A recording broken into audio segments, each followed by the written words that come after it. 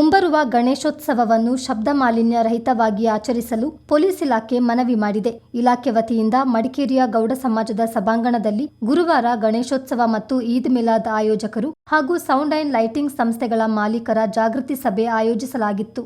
ಇದೇ ಸಂದರ್ಭ ಧ್ವನಿವರ್ಧಕಗಳಿಂದ ಹೊರಹೊಮ್ಮುವ ಶಬ್ದ ಸಾಮರ್ಥ್ಯದ ಪ್ರಾತ್ಯಕ್ಷಿಕೆಯನ್ನು ಏರ್ಪಡಿಸಲಾಗಿತ್ತು.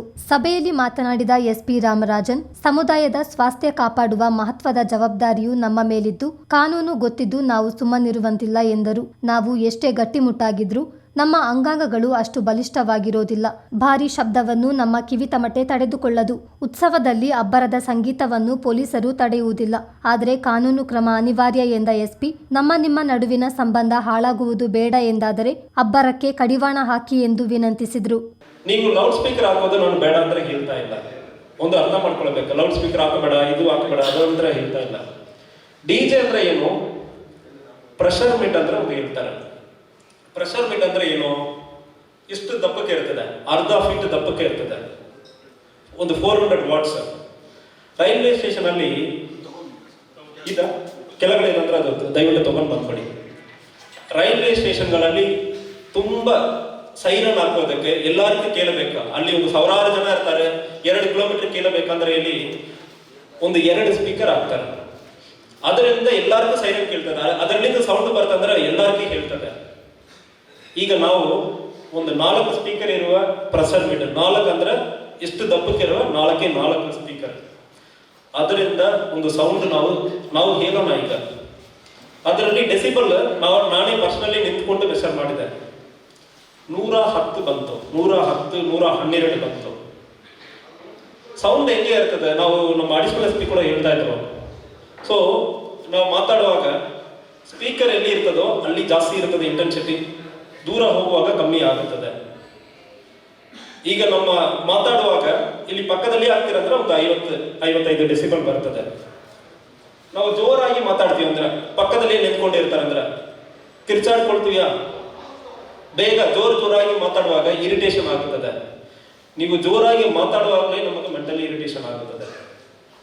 ಅದೇ ರೀತಿಯಲ್ಲಿ ಈ ಪ್ರೆಷರ್ ಮಿಟ್ ಇರೋದು 100-110 ಪಕ್ಕದಲ್ಲಿ ಇಲ್ಲ, ಸ್ಪೀಕರ್ ಪಕ್ಕದಲ್ಲಿ ಇಲ್ಲ. ಇಲ್ಲಿಂದ ನೀವು 200 ಮೀಟರ್ ದೂರದಲ್ಲಿ ಇರ್ತದೆ ಅಂದ್ರೆ ಅಷ್ಟು ದೂರ ಬರೀ 100-110 ಬರ್ತದೆ. ಅದನ್ನು ನಾವು ಚೆಕ್ ಮಾಡಿದ್ವಿ.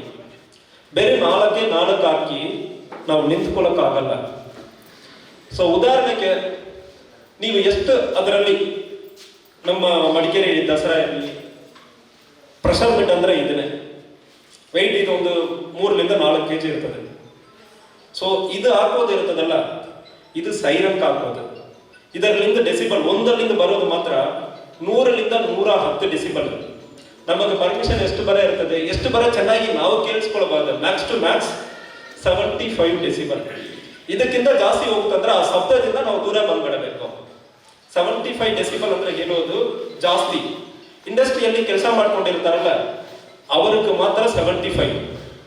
ಇಂಡಸ್ಟ್ರಿಯಲ್ಲಿ ಒಂದು ಹೆವಿ ಮೆಷಿನರಿ ಓಡಿಸ್ಕೊಂಡಿರುವಾಗ ಆ 75 ಡೆಸಿಬಲ್ ಅಲ್ಲಿ ನಿಂತ್ಕೊಂಡಿರೋರಿಗೆ ನಮ್ಮ ತರ ಕಿವಿ ಕೇಳಲ್ಲ. ಅರ್ಥ ಮಾಡ್ಕೊಳ್ಳಿ. ಹೆವಿ ಇಂಡಸ್ಟ್ರಿಯಲ್ಲಿ ಅಂತಾಗ ನಿಂತ್ಕೊಂಡಿರ್ತಾರಂದ್ರೆ 100% ನಮಗೆ ಹೆಂಗೆ ಕಿವಿ ಸೆನ್ಸಿಟಿವ್ ಆಗಿ ಇರ್ತದೋ ಅದೇ ರೀತಿಯಲ್ಲಿ ಅವ್ರಿಗೆ ಇರುವುದಕ್ಕೂ ಸಾಧ್ಯನೇ ಇಲ್ಲ. ಹೆವಿ ಮೆಷಿನರಿ ಪಕ್ಕದಲ್ಲಿರುವಾಗ ಅದಕ್ಕೆ ಸೌಂಡ್ ಪ್ರೂಫಿಂಗ್ ಮಾಡಬೇಕಂದ್ರೆ ಇಂಡಸ್ಟ್ರಿಯಲ್ ನಾರ್ಮ್ಸ್ ಇರ್ತದೆ. ಹಬ್ಬಗಳಲ್ಲಿ 90 ಡೆಸಿಬಲ್ ಸಾಮರ್ಥ್ಯದ ಸಂಗೀತ ಬಳಸುವುದು ಆರೋಗ್ಯಕರ ಎಂದು ಸಭೆಯಲ್ಲಿ ಉಪಸ್ಥಿತರಿದ್ದ ENT ತಜ್ಞ ಡಾಕ್ಟರ್ ಶ್ರೀಕಾಂತ್ ಹೇಳಿದರು. ಅಬ್ಬರದ ಸಂಗೀತವು ಹೃದಯ ಬಡಿತದ ಮೇಲೂ ಪರಿಣಾಮ ಬೀರುತ್ತದೆ. ಹೃದಯ ಬಡಿತ ಕ್ರಮೇಣ ಹೆಚ್ಚಾಗುತ್ತಾ ತಕ್ಷಣ ಸ್ಥಗಿತವಾಗಬಹುದು. ಇದರಿಂದ ಹೃದಯ ಸ್ತಂಭನವಾಗಿ ವ್ಯಕ್ತಿ ಸಾಯಬಹುದು ಎಂದ ಅವರು ಛತ್ತೀಸ್ಗಢ್ನಲ್ಲಿ ವ್ಯಕ್ತಿಯೊಬ್ಬರು ಸಾವನ್ನಪ್ಪಿದ್ದನ್ನು ಉದಾಹರಿಸಿದರು.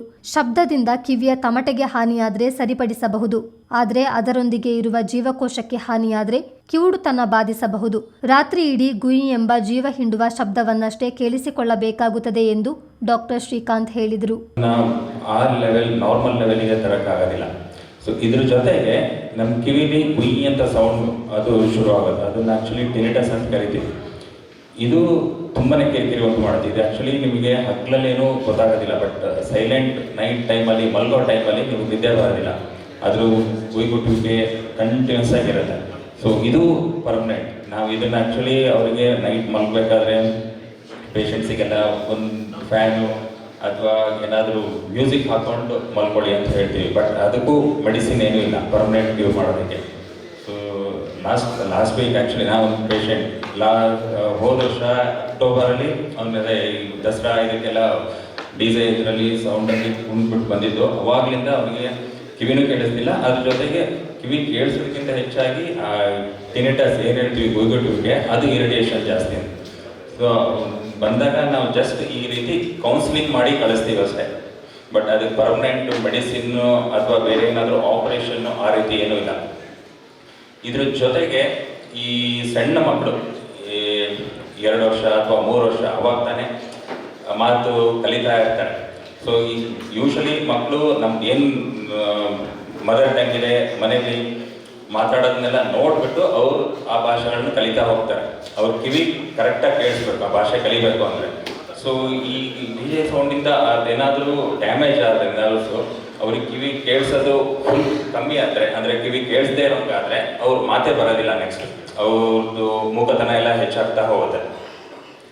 ಸೊ ಇದು ಅಲ್ಲದೆ ಬೇರೆ ಇದಂದರೆ ಈ ಗರ್ಭಿಣಿಯವರು ಅಥವಾ ಬೇರೆ ವಯಸ್ಸಾದವರು ಇವ್ರಿಗೆ ಸ್ವಲ್ಪ ನರ್ವ್ ವೀಕ್ನೆಸ್ ಶುರುವಾಗ್ತಾ ಇರುತ್ತೆ ಈ ವಯಸ್ಸಾದವರಿಗೆಲ್ಲ. ಸೊ ಅವ್ರು ಈ ಇದಕ್ಕೆ ಹೋಗ್ತಿದ್ದಂಗೆ ಅವ್ರಿಗೆ ಫುಲ್ ಪರ್ಮನೆಂಟ್ ಹಿಯರಿಂಗ್ ಲಾಸ್ ಶುರು ಆಗ್ತಾ ಹೋಗುತ್ತೆ. ಇದಲ್ಲದೆ ನೆಕ್ಸ್ಟು ಇದು ಸಂಬಂಧಪಟ್ಟಿದ್ದು ಕಿವುಡುತನ ಈ ಇದಕ್ಕೆ. ಇದು ಅಲ್ಲದೆ ಇಷ್ಟು ವೈಬ್ರೇಷನ್, ಇಷ್ಟು ತೀವ್ರತೆಯ ಸೌಂಡ್, ಅಂದರೆ ಈ ವೇವ್ಸ್ ಎಲ್ಲ ನಮ್ಗೆ ಎದೆಗೆ ಬಡಿದಾಗ ನಾರ್ಮಲಿ ನಮ್ಮ ಹಾರ್ಟು ಒಂದು ಎಲೆಕ್ಟ್ರಿಕ್ ಕರೆಂಟ್ ಥರ ಒಂದು ನರ್ವ್ ಇರುತ್ತೆ, ಅದರಿಂದ ಇಂಪಲ್ಸ್ ಕ್ರಾಸ್ ಆಗಿ ಪಡ್ಕೊತಾ ಇರುತ್ತೆ. ಯೂಶಲಿ ಇದು ವಿತಿನ್ 100ಕ್ಕಿಂತ ಕಮ್ಮಿ. ಸೊ ಇಷ್ಟು ತೀವ್ರತೆ ವೇವ್ಸ್ ನಮ್ಮ ಎದೆಗೆ ಬಡಿದಾಗ ಈ ನರ್ವಿಗೆ ಅದಕ್ಕೂ ಒಂಥರ ಆ ಕಡೆ ಈ ಕಡೆ ಇಂಪಲ್ಸ್ ಜನರೇಟ್ ಮಾಡೋದು ಇದು ಅಡ್ಡ ಪರಿಣಾಮ ಶುರು ಆಗುತ್ತೆ. ಸೊ ಅದು ಜಾಸ್ತಿ ಇಂಪಲ್ಸ್ ಪ್ರೊಡ್ಯೂಸ್ ಮಾಡೋಕ್ಕೆ ಶುರು ಆಗುತ್ತೆ. ಅವಾಗ ನಮ್ಮ ಹಾರ್ಟು 2ರಿಂದ 3 ಪಟ್ಟು ಜಾಸ್ತಿ ಬಡ್ತಾ ಶುರು ಆಗ್ತಾ ಹೋಗುತ್ತೆ. ಸೊ ಅಷ್ಟು ಅಂದರೆ 200, 300 ಆ ಬಡಿತದಲ್ಲಿ ಅದು ಒಂದು 2-3 ನಿಮಿಷ ಬಡ್ಕೊಂಡು ಸಡನ್ನಾಗಿ ಸ್ಟಾಪ್ ಆಗುತ್ತೆ. ಇದನ್ನು ಆ್ಯಕ್ಚುಲಿ ನಾವು ಹೃದಯ ಸ್ತಂಭನ ಅಂತ ಕರಿತೀವಿ. ಸೊ ನಾವು ಸುಮಾರು ಕಡೆ ನೋಡಿದ್ದೀವಿ DJ ಸೌಂಡಲ್ಲಿ ಕುಡಿತಾ ಆ್ಯಕ್ಚುಲಿ ಹಾರ್ಟ್ ಅಟ್ಯಾಕ್ ಆಗಿರೋದು. ಸೊ ಇದು ಒಂದು ದುಷ್ಪರಿಣಾಮ. ಆರಂಭದಲ್ಲಿ ಮಾತನಾಡಿದ ಹೆಚ್ಚುವರಿ SP ಬಾರಿಕೆ ದಿನೇಶ್ ಕುಮಾರ್, ಇತ್ತೀಚಿನ ದಿನಗಳಲ್ಲಿ ಎಳೆಯ ಮಕ್ಕಳಲ್ಲೂ ಹಾರ್ಟ್ ಅಟ್ಯಾಕ್ ಕಾಣಿಸಿಕೊಳ್ತಿದ್ದು, ಯಾರೊಬ್ಬರ ಆರೋಗ್ಯ ಪರಿಸ್ಥಿತಿಯೂ ಚೆನ್ನಾಗಿಲ್ಲ. ಆದ್ರಿಂದ ಶಬ್ದ ಮಾಲಿನ್ಯದ ಬಗ್ಗೆ ಎಲ್ಲರೂ ಜಾಗೃತರಾಗಬೇಕಿದೆ ಎಂದರು. ಎಲ್ಲವನ್ನೂ ಕಾನೂನಿನಿಂದ ಸರಿಪಡಿಸಲು ಸಾಧ್ಯವಾಗದು. ಸ್ವಯಂ ಪ್ರೇರಣೆಯಿಂದ ಜನರು ಬದಲಾವಣೆ ಮಾಡಿಕೊಳ್ಳಬೇಕೆಂದ ದಿನೇಶ್, ಅಬ್ಬರದ DJ ಸಂಗೀತವು ಮನುಷ್ಯ ಮಾತ್ರವಲ್ಲದೆ ಪ್ರಾಣಿ ಸಂಕುಲಕ್ಕೂ ಅಪಾಯಕಾರಿ ಎಂದರು. ಪ್ರತಿಯೊಂದು ಪ್ರದೇಶವನ್ನ ವಿವಿಧ ವಲಯಗಳಾಗಿ ವಿಂಗಡಣೆ ಮಾಡ್ತಾರೆ. ಮೊದಲಿಗೆ ಬರುವಂಥದ್ದು ಸೈಲೆಂಟ್ ಝೋನ್ ಅಥವಾ ನಿಶಬ್ದ ವಲಯ ಅಂತೇಳಿ. ಬಹುಶಃ ನೀವೆಲ್ಲ ನೋಡಿರ್ಬೋದು, ಆಸ್ಪತ್ರೆಗಳ ಬಳಿಯಲ್ಲಿ, ಶಾಲಾ ಕಾಲೇಜುಗಳ ಬಳಿಯಲ್ಲಿ, ಸರ್ಕಾರಿ ಕಚೇರಿಗಳ ಬಳಿಯಲ್ಲಿ, ಪ್ರಾರ್ಥನಾ ಮಂದಿರಗಳ ಬಳಿಯಲ್ಲಿ ಒಂದೊಂದು ಬೋರ್ಡ್ಗಳನ್ನು ಹಾಕಿರ್ತೀವಿ. ನಿಶಬ್ದ ವಲಯ, ಸೈಲೆಂಟ್ ಝೋನ್ ಅಂತನ್ನುವಂಥದ್ದು. ಅಂತಂದರೆ ಅಲ್ಲಿ ಯಾವುದೇ ರೀತಿಯಾದಂತಹ ಒಂದು ಶಬ್ದವನ್ನು ಮಾಡಬಾರದು ಅಂತನ್ನುವಂಥದ್ದು. ಅದೇ ರೀತಿಯಾಗಿ ರೆಸಿಡೆನ್ಷಿಯಲ್ ಅಥವಾ ನಿವಾಸ ಪ್ರದೇಶ ಅಂತನ್ನುವಂಥದ್ದು, ಕಮರ್ಷಿಯಲ್ ಅಥವಾ ವಾಣಿಜ್ಯ ಪ್ರದೇಶ ಅಂತನ್ನುವಂಥದ್ದು, ಇಂಡಸ್ಟ್ರಿಯಲ್ ಅಥವಾ ಕೈಗಾರಿಕಾ ಪ್ರದೇಶ ಅಂತನ್ನುವಂಥದ್ದು. ಸೊ ಅಲ್ಲಿ ಯಾವ ರೀತಿಯಲ್ಲಿ ಎಷ್ಟು ಶಬ್ದ ಮಾಡಬೇಕು, ಎಷ್ಟು ಶಬ್ದ ಇರಬೇಕು ಅಂತನ್ನುವಂಥದ್ದನ್ನು ನಿರ್ದಿಷ್ಟಪಡಿಸಿದ್ದಾರೆ. ಬಹುಶಃ ಅದನ್ನೆಲ್ಲ ನೀವು ಈಗಾಗಲೇ ತಿಳ್ಕೊಂಡಿದ್ದೀರಿ ಅಂತಲೂ ಕೂಡ ನಾನು ಅಂದ್ಕೊಂಡಿದ್ದೀನಿ. ಈ ಶಬ್ದವನ್ನು ಡೆಸಿಬೆಲ್ ಅನ್ನುವಂತಹ ಒಂದು ಯೂನಿಟ್ನಿಂದ ಅದರ ಮಾನದಂಡ ಡೆಸಿಬೆಲ್. ಶಬ್ದ ಎಷ್ಟು ಡೆಸಿಬೆಲ್ ನಮಗೆ ನಮ್ಮ ಕಿವಿಗಳಿಗೆ ಸೂಕ್ತ ಅಂತ ಅನ್ನುವಂಥದ್ದು. ಬಹುಶಃ ಈ ಒಂದು ಜಾಗದಲ್ಲಿ ನನ್ನ ಮಾತನಾಡುವಿಕೆಯನ್ನು ಹೊರತುಪಡಿಸಿದರೆ ಅತ್ಯಂತ ನಿಶ್ಶಬ್ದವಾಗಿದೆ ಇದೀಗ. ಸೊ ಇಲ್ಲಿ ಹೆಚ್ಚು ಕಡಿಮೆ ಇದು 50ರಿಂದ 60 ಡೆಸಿಬೆಲ್ ಇರುತ್ತೆ. ಸಾಮಾನ್ಯ ಮಾತುಕತೆ ಅಥವಾ ಶಾಂತವಾದಂತಹ ಒಂದು ಪ್ರದೇಶದಲ್ಲಿ 50ರಿಂದ 60 ಡೆಸಿಬೆಲ್. ಇದನ್ನು ನಾವು ದಿನಪೂರ್ತಿ ಈ ಶಬ್ದ ನಮ್ಮ ಕಿವಿ ಬೀಳ್ತಾ ಇದ್ದರೆ ನಮಗೇನು ಸಮಸ್ಯೆ ಆಗೋದಿಲ್ಲ. ಇನ್ನು ಯಾವುದೋ ಒಂದು ಬ್ಯುಸಿಯಾದಂತಹ ಒಂದು ರಸ್ತೆ, ಜೋರಾಗಿ ಒಂದು TV ಹಾಕಿದ್ದೀವಿ, ಅಲ್ಲಿ 70 ಡೆಸಿಬೆಲ್ ಶಬ್ದ ಇರುತ್ತೆ, ಅಲ್ಲೂ ಕೂಡ ನಮಗೇನು ಸಮಸ್ಯೆ ಇಲ್ಲ. ದಿನಪೂರ್ತಿ ನಾವು ಆ ಪ್ರದೇಶದಲ್ಲಿ ಯಾವುದೇ ಸಮಸ್ಯೆ ಇಲ್ಲದೆ ನಿಂತ್ಕೋಬೋದಾಗುತ್ತೆ. ಯಾವುದೋ ಒಂದು ಪ್ರದೇಶದಲ್ಲಿ ಜಾಸ್ತಿ ಟ್ರಾಫಿಕ್ ಇದೆ, ಬ್ಯುಸಿಯಾದಂಥ ಒಂದು ಹೋಟೆಲ್ ಇದೆ, ಅಲ್ಲಿನ ಶಬ್ದ ಹೆಚ್ಚು ಕಡಿಮೆ 85 ಡೆಸಿಬೆಲ್ ಇರುತ್ತೆ. ಕೇವಲ 8 ಗಂಟೆಗಳಿಗಿಂತ ಜಾಸ್ತಿ ನಾವು ಆ ಪ್ರದೇಶದಲ್ಲಿದ್ದರೆ ನಮ್ಮ ಮನುಷ್ಯರಿಗೆ ಕಿವಿಗೆ ಶ್ರವಣಕ್ಕೆ ಸಮಸ್ಯೆಗಳಾಗ್ತದೆ.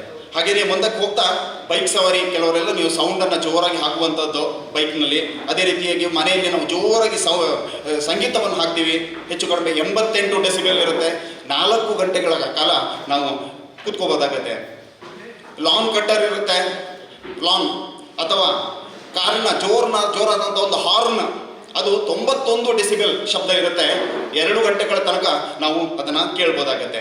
ಅದೇ ರೀತಿಯಾಗಿ ಯಾವುದೋ ಒಂದು ಸಂಗೀತ ಕಚೇರಿ, ಅಲ್ಲಿ 94 ಡೆಸಿಬೆಲ್ ಇದ್ದರೆ 1 ಗಂಟೆ ಆರಾಮ್ಸೆ ಕೂತ್ಕೋಬೋದು. ಅದೇ ರೀತಿಯ ಒಂದು ಸಣ್ಣದಾದಂತಹ ಒಂದು DJ ಸೌಂಡ್ ಅಥವಾ ಪ್ರೆಷರ್ ಮಿಡ್ ಅಂತ ಏನು ಕರಿತೀವಿ, ಸಣ್ಣ ಮಟ್ಟದಲ್ಲಿ ಅಂದರೆ 97 ಡೆಸಿಬೆಲ್ ಶಬ್ದ ಇತ್ತು ಅಂತಂದರೆ ಕೇವಲ 30 ನಿಮಿಷಗಳ ಕಾಲ ನಾವು ಅಲ್ಲಿ ಅದನ್ನು ಕೇಳ್ಕೊಂಡು ಕೂತ್ಕೋಬೋದಾಗುತ್ತೆ. ಯಾವುದೋ ಒಂದು ರಾಕ್ ಕನ್ಸರ್ಟ್, ಯಾವುದೋ ಒಂದು ಸಂಗೀತ ಕಚೇರಿ, ರಾಕ್ ಕಚೇರಿ ಇದೆ, ಅಲ್ಲಿ 100 ಡೆಸಿಬೆಲ್ ಇತ್ತು ಅಂತಂದರೆ 15 ನಿಮಿಷಗಳು. ಅದೇ ರೀತಿಯಾಗಿ ಯಾವುದಾದ್ರೂ ಒಂದು ಜೋರಾದ ಶಬ್ದ ಅಥವಾ ನೈಟ್ ಕ್ಲಬ್ 110 ಡೆಸಿಬೆಲ್, 1 ರಿಂದ 2 ನಿಮಿಷ ಮಾತ್ರ. ಒಂದು ವೇಳೆ ಆ ಶಬ್ದ ಏನಾದರೂ ಸಭೆಯಲ್ಲಿ ಡಿವೈಎಸ್ಪಿ ಸೂರಜ್ ಹಾಜರಿದ್ದರು.